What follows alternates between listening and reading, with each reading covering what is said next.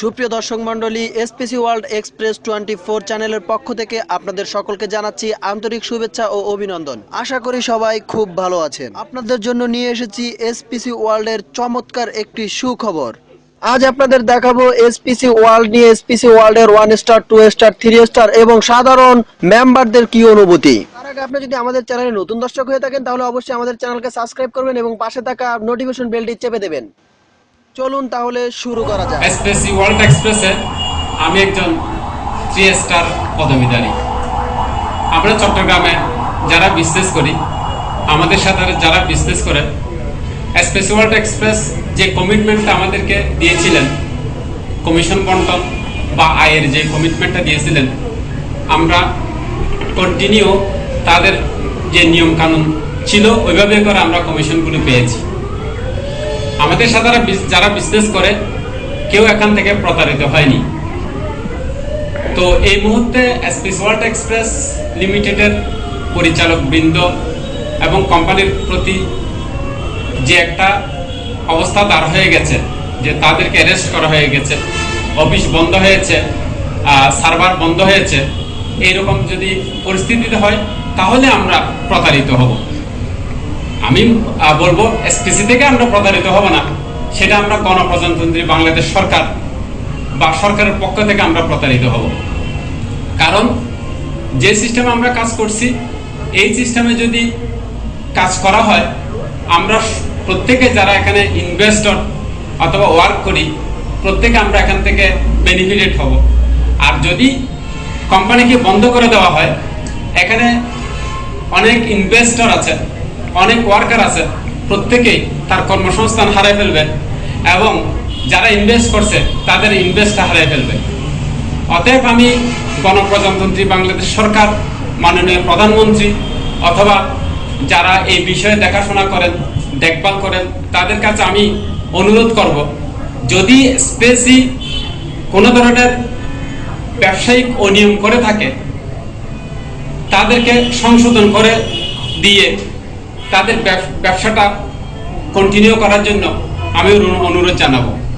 তারপরে যদি গভর্নমেন্ট মনে করে যে এই এসপিসি ওয়ার্ল্ড এক্সপ্রেস তারা বন্ধ করে দিবে, তাহলে যারা ইনভেস্ট করেছে প্রত্যেকের টাকা যেন ফেরত পায়।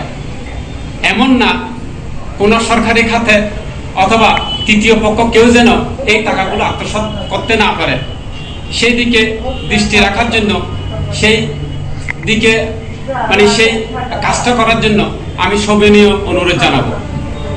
এসপিসি ওয়ার্ল্ড এক্সপ্রেস যে আবার ব্যবসা ভালোভাবে পরিচালনা করতে পারুক, আমি সেই আশা ব্যক্ত করছি। আসসালামু আলাইকুম, আমি এসপিসি ওয়ার্ল্ড এক্সপ্রেস লিমিটেডের একজন 1 স্টার পদবী অর্জনকারী। এসপিসির গত কয়েকদিন যাবৎ যে প্রবলেমটা হচ্ছে বা এক্সপিসির সাথে যে সমস্যাটা হচ্ছে, এটা আমি বলবো যে সম্পূর্ণ এসপিসি বাংলাদেশের প্রেক্ষাপটে সম্পূর্ণ বিপরীত একটা কাজ। কারণ এসপিসি যেভাবে বিজনেস করতেছে, অনেক কোম্পানি এভাবে বিজনেস করতেছে। তো এসপিসি আজকে 10 মাস ধরে বিজনেস করতেছে, সরকার কি চোখে পড়ে নাই?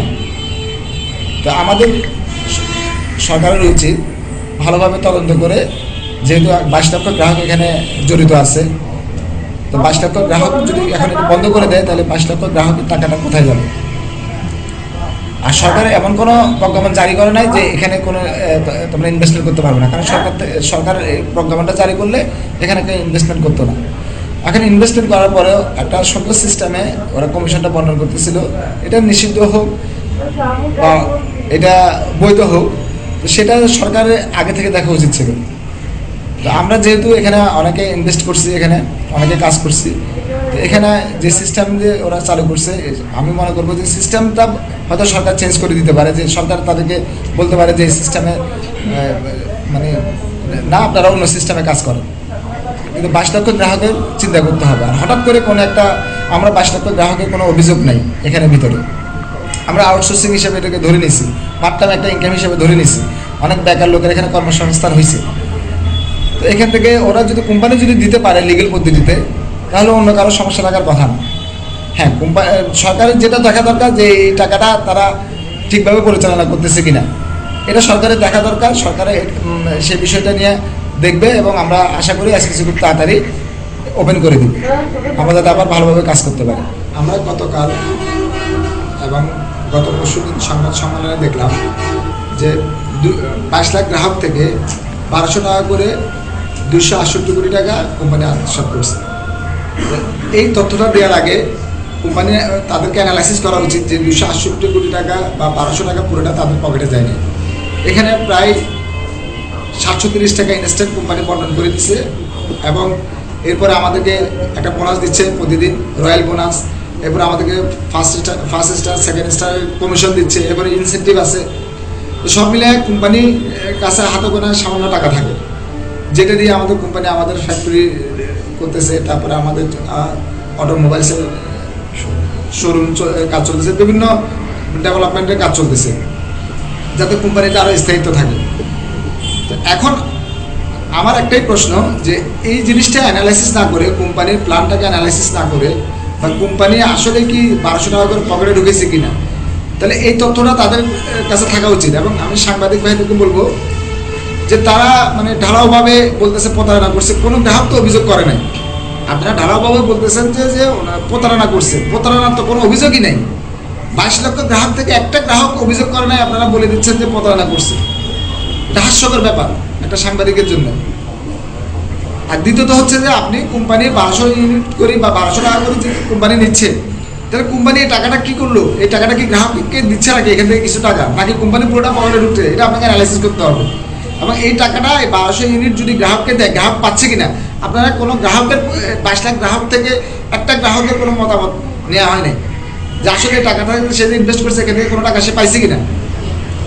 তাহলে প্রতারণার প্রশ্ন তখন আসবে যখন সে টাকাটা পুরোটা তার পকেটে ঢুকাই ফেলবে বা ব্যাংকে জমা করে ফেলবে। তাহলে এই টাকাটা থেকে তো 730 টাকা, আমাদের হিসাবে 730 টাকা সে বন্টনই করে দিচ্ছে ইনস্ট্যান্ট, পরের দিন আমরা তুলে ফেলছি এটাকে। এরপরে আমাদেরকে রয়্যাল বোনাস দিচ্ছে ডেইলি 20%। এরপরে ফার্স্ট স্টারের বোনাস দিচ্ছে। ফার্স্ট স্টারের বোনাস লাস্ট মান্থে 10,029 টাকা করে পাইছি প্রত্যেক ফার্স্ট স্টারে। তো তাহলে এই টাকাগুলো তো কোম্পানি কোথেকে দিচ্ছে? 730 টাকা যদি ইনস্ট্যান্ট বন্টন করে দেয় 1200 টাকা থেকে 470 টাকা, বাকি যে টাকা 20%, এখান থেকে 20%, তারপরে 17.5% হচ্ছে যে ফার্স্ট স্টারের জন্য। তাহলে এই টাকাটা বন্টন করার ফলে কয় টাকা কোম্পানির হাতে থাকে?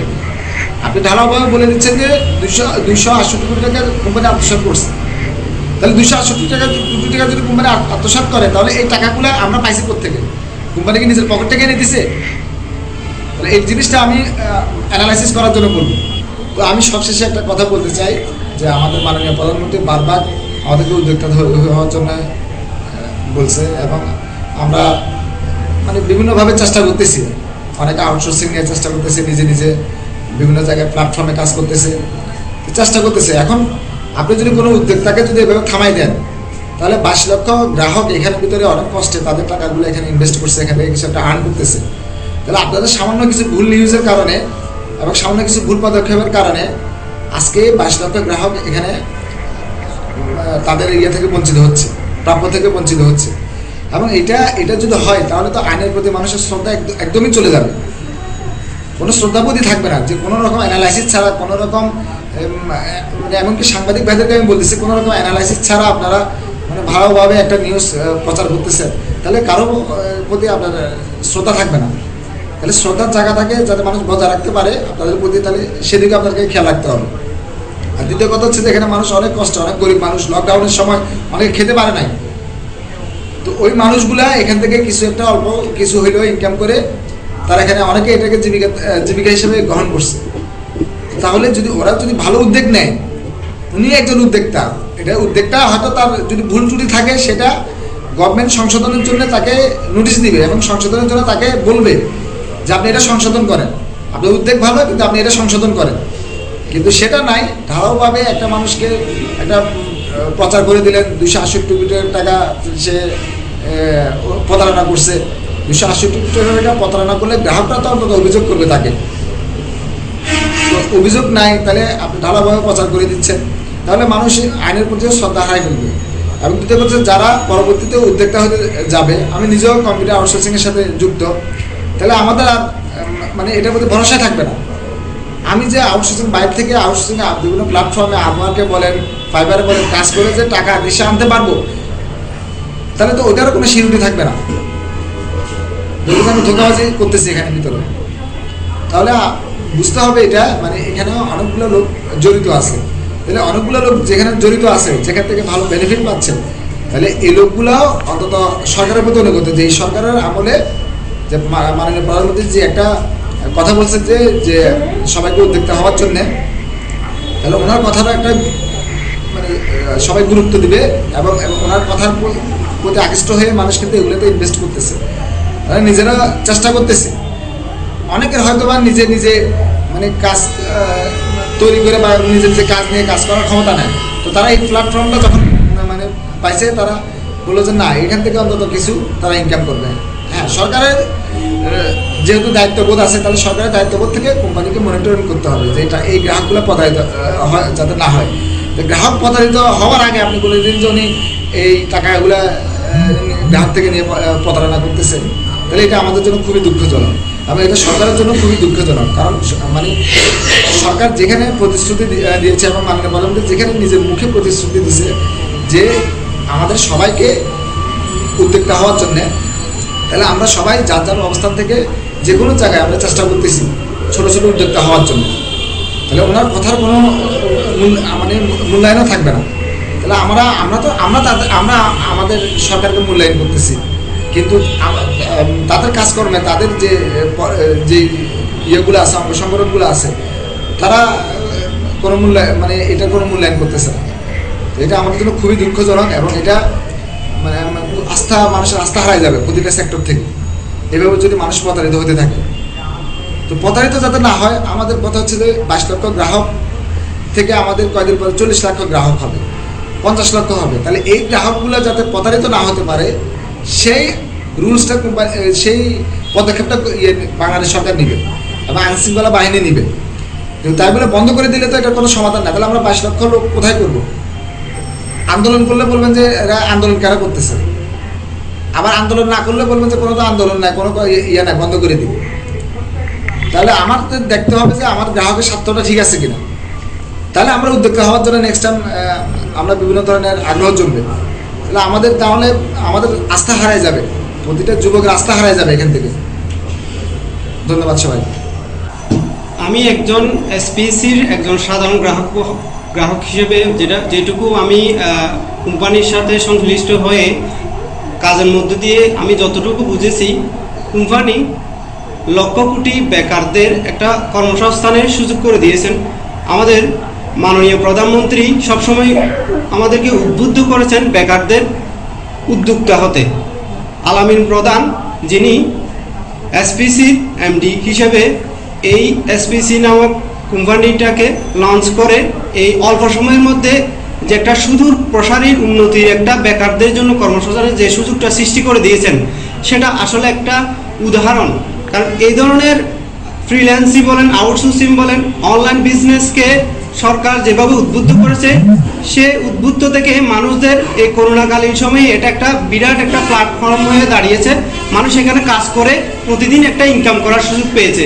এখন প্রশ্ন হচ্ছে, এখানে কোনো না কোনো দলের হোক বা নির্দলীয় হোক কোনো ইন্ধনের দ্বারা আজকে এই কোম্পানি একটা চরমভাবে পর্যবস্ত হয়েছে। আমরা চাই এই এসপিসি সুষ্ঠু তদন্ত করে আবার পুনরায় আগের জায়গায় ফিরে না হোক।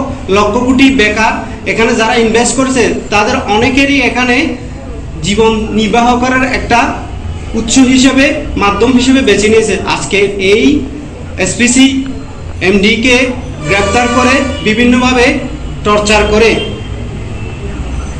নানাভাবে হয়রানির মধ্য দিয়ে এই এসপিসিকে বন্ধ করা হয়েছে। আমরা চাই অতি দ্রুতই এই এসপিসিকে আবার নতুনভাবে পুরোদমে কাজ করার সুযোগ দিয়ে আমাদের এই লক্ষ বেকারদের আকুল আবেদনটাকে সরকারের কানে পৌঁছে আমরা যাতে একটা আউটসোর্সিংয়ের মাধ্যমে নিজেদের বেকারত্বকে গুছাতে পারি, সে ধরনের একটা সরকার ভালো উদ্যোগ নেবে, আমরা সেই প্রত্যাশা রাখতেছি। সরকারের কাছে আমাদের সকল এসপিসি সদস্য থেকে আমাদের এই আকুল আবেদন, যেন এটা একটা সুস্থ তদন্ত করে কোনো ধরনের অন্যায় করে থাকে, তাহলে তাকে সেরকম দমিয়ে দেওয়ার একটা অপপ্রচেষ্টা। তাই বলবো আমি সবার পক্ষ থেকে একজন সাধারণ গ্রাহক হিসেবে এসপিসিকে পুনরায় নতুন করে আবার চালু করার সুযোগ দেওয়া হোক, এবং পাশাপাশি ওই লোকদের যাদেরকে অন্যভাবে গ্রেপ্তার হয়েছে তাদেরকে অতি সত্বর মুক্তি দেওয়া হোক। এসপিসির একজন সাধারণ গ্রাহক হিসেবে আমি বলতে চাই যে সারা পৃথিবীব্যাপী বিশ্বের উন্নত দেশগুলোর মানুষগুলো তারা কোনো না কোনোভাবে অনলাইন মার্কেটিং ই কমার্সের সাথে যুক্ত আছে। আমরা যেখানে দেখি না কেন, আমরা যদি দেখি যে আপনার অনলাইন মার্কেটিং, যদিও বাংলাদেশের এক্ষেত্রে সরকার কোনো নীতিমালা এখনও করতে পারেনি, কিন্তু নীতিমালা না করতে পারলেও এখানে শর্ত সাপেক্ষে ডিরেক্ট সেলিংয়ের একটা ব্যবস্থা আছে। আর যেক্ষেত্রে এখানে কোম্পানির প্রধান আলামিন প্রধান এবং নির্বাহী কর্মকর্তা জসিমকে গ্রেফতার করা হয়েছে কোনো অভিযোগ বা কোনো ধরনের মামলা ব্যতীতই, তাদেরকে তদন্ত করার স্বার্থে গ্রেফতার করা হয়েছে। সেক্ষেত্রে কোম্পানির 22,68,000 যারা গ্রাহক আছেন তারা এখন পর্যন্ত কেউ অভিযোগ দেননি। তো বেশিরভাগ পত্রপত্রিকা বা মিডিয়াগুলোতে আসছে যে সেখানে প্রতারণা করা হয়েছে।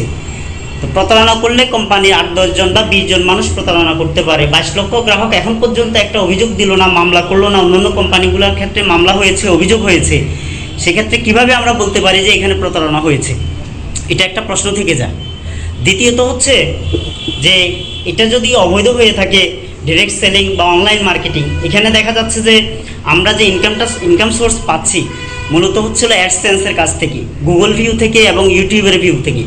তো গুগল বা অনলাইন মার্কেটিং ওরা যদি আমাদেরকে আউটসোর্সিংয়ের একটা ব্যবস্থা করে দেয় বা এখানে যদি আমার উপযুক্ত মনিটরিং থাকে, তাহলে এই ব্যবসা করতে আমাদের সমস্যা কোথায়? এটা তো আইন অনুসারে তো আমাদেরকে নিষিদ্ধ করা হয়নি। এটা একটা প্রশ্ন থেকে যায়। দ্বিতীয়ত হলো যে আমরা এখানে আমাদের প্রশ্ন আসে যে মানি লন্ডারিংয়ের একটা প্রশ্ন আসে। মানি লন্ডারিংয়ের ক্ষেত্রে যখন টাকাটা বিদেশে পাচার হবে, পাচার হওয়ার পূর্ব মুহূর্ত বা পর মুহূর্তে মানি লন্ডারিংয়ের প্রশ্ন আসবে। এখন তদন্তে পূর্ববর্তী বা পরবর্তীতে মানি লন্ডারিংয়ের কোনো প্রশ্ন আসছে কি না। তো এসপিসি নিয়ে যেহেতু গ্রাহকদের কোনো মামলা বা অভিযোগ নেই, এক। দ্বিতীয়ত হলো ওয়ার্ল্ড ওয়াইড এটা একটা মার্কেট প্লেস, সারা পৃথিবীব্যাপী চলছে, সেখানে আমরা পিছিয়ে থাকবো কেন? বারবার আমাদের মাননীয় প্রধানমন্ত্রী একটা কথা বলেছেন যে আমাদেরকে চাকরির পিছনে না দৌড়িয়ে উদ্যোক্তা হওয়ার জন্য। তো সেক্ষেত্রে উদ্যোক্তা হতে হলে বর্তমান ডিজিটাল ওয়ার্ল্ডে আমাদেরকে অনলাইন বেস কাজ করতে হবে, ডিজিটালাইজড যে প্ল্যাটফর্ম আছে সেখানে কাজ করতে হবে, ফ্রিল্যান্সিং করতে হবে। এটা আমাদের সারা পৃথিবীব্যাপী বিশাল একটা প্ল্যাটফর্ম। তো এখানে আমাদের নীতিমালা নাই, সেক্ষেত্রে আমরা গ্রেফতার করে ফেলবো বা দেখা যাচ্ছে যে লক্ষ লক্ষ মানুষের ভাগ্য নিয়ে ছিনিমিনি খেলবো, সেটা তো হতে পারে না। আরেকটা জিনিস খেয়াল করতে হবে যে পিরামিড স্কিম, বারবার আমরা একটা কথা বলি যে pyramid scheme. What is pyramid scheme?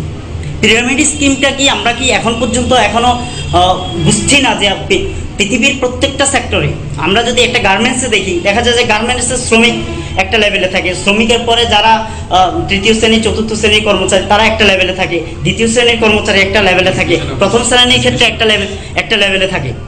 এরপর হলো এর উপরে দেখা যায় কর্মকর্তারা থাকেন, এর উপরে মালিক থাকেন। এটা একটা পিরামিড স্কিম। বা যে কোনো দেশের রাজনৈতিক নেতৃত্বের ক্ষেত্রে রাজনৈতিক কর্মীরা একটা পর্যায়ে থাকেন, ইউনিয়ন মেম্বার বা কাউন্সিলররা এর চেয়ে কম থাকেন, চেয়ারম্যানরা এর চেয়ে কম থাকেন। এরপরে দেখা যাচ্ছে যে পৌরসভার প্রধান বা এমপিরা এর চেয়ে কম থাকেন। এরপরে উপরে মন্ত্রণালয়ের মন্ত্রীরা থাকেন। স্কিম আছে। তো সেক্ষেত্রে আমাদেরকে দেখতে হবে যে সিস্টেমে হোক না কেন, পিরামিড স্কিম হোক, বাইনারি সিস্টেম হোক, ডিজিটাল যত ধরনের ই কমার্স সিস্টেম হোক, সেটা কি জনগণের উপকারে লাগছে কিনা, এটা কি মানুষের উপকারে কাজ করছে কিনা, এরা জনকল্যাণমূলক কাজ করছে কিনা, এখান থেকে জাতি বেনিফিট হচ্ছে কিনা, এখান থেকে কর্মসংস্থান হচ্ছে কিনা, সেটাই দেখার বিষয়। তো শুধু পিরামিড স্কিম বলে স্লোগান তুলে এটাকে অবৈধ, এটা নিষিদ্ধ, এটা বললে হবে না। পৃথিবীর প্রত্যেকটা সেক্টরেই পিরামিড স্কিম আছে। একজন প্রধান থাকেন, এরপরে হচ্ছে কর্মকর্তা কর্মচারী, এরপর শ্রমিকরা থাকেন। এটা একটা স্বাভাবিক পন্থা। তো সেক্ষেত্রে আমাদের দাবি হচ্ছে যেখানে একজন গ্রাহকও কোনো কমপ্লেন করেনি, কেউ কোনো মামলা করেনি, কেউ কোনো অভিযোগ দেয়নি, সেক্ষেত্রে এই মামলা ব্যতীত, অভিযোগ ব্যতীত গ্রেফতার করে রিমান্ডে নেওয়াটা সেটা নজিরবিহীন, সেটা জাতির জন্য হতাশাজনক। এবং প্রধানমন্ত্রী আমাদেরকে যেই বিষয়ে বারবার উদ্বুদ্ধ করেন যে উদ্যুক্ত হওয়ার জন্য বা ভালো কাজ করার জন্য, ফিন্যান্সিং সেক্টর হোক, আইটি সেক্টর হোক, এটা ই কমার্স হোক, এটা কৃষি হোক, যে কোনো সেক্টরে কাজ করার জন্য, সেক্ষেত্রে এটা আমাদের যুব সমাজের জন্য এটা বড় ধরনের একটা আঘাত হিসাবে গণ্য হবে। তো তো সেক্ষেত্রে আমরা সরকারের কাছে এবং প্রশাসনের কাছে অনুরোধ করছি যে 22 লাখ গ্রাহক যাতে ক্ষতিগ্রস্ত না হয়। কোম্পানির মোটিভ কী, তাদের মেন্টালিটি কী, সেটাকে দেখতে হবে যে কোম্পানি জনস্বার্থে কাজ করছে কিনা, জনকল্যাণমূলক কাজ করছে কিনা, গ্রাহকদের টাকাগুলো তারা ঠিকভাবে দিচ্ছে কিনা। মূলত যেহেতু অ্যাডসেন্সের কাজ বা ফ্রিল্যান্সিংয়ের কাজ আছে, সেখানে আইটি বিভাগের একজন মনিটরিংয়ের জন্য থাকতে পারে। এটা হোক ডিজিএফআই, হোক সিআইডি, হোক এনএসআই বা যেই কোনো ধরনের গোয়েন্দা সংস্থা হোক, যারা এই ব্যাপারে এক্সপার্ট আছেন, তারা সেখানে মনিটরিংয়ের জন্য থাকতে পারে বা কোম্পানিকে ভালোভাবে পরিচালনা করার জন্য একজন রিসিভার বা তত্ত্বাবধায়ক থাকতে পারে। সেক্ষেত্রে এদেশের যুব সমাজের জন্য, কর্মসংস্থানের জন্য খুবই উপকার হয় এবং এটাই আমাদের প্রত্যাশা বলে আমরা মনে করি। পরবর্তী ভিডিওতে আবারও দেখা হবে, সে পর্যন্ত সবাই ভালো থাকবেন, সুস্থ থাকবেন।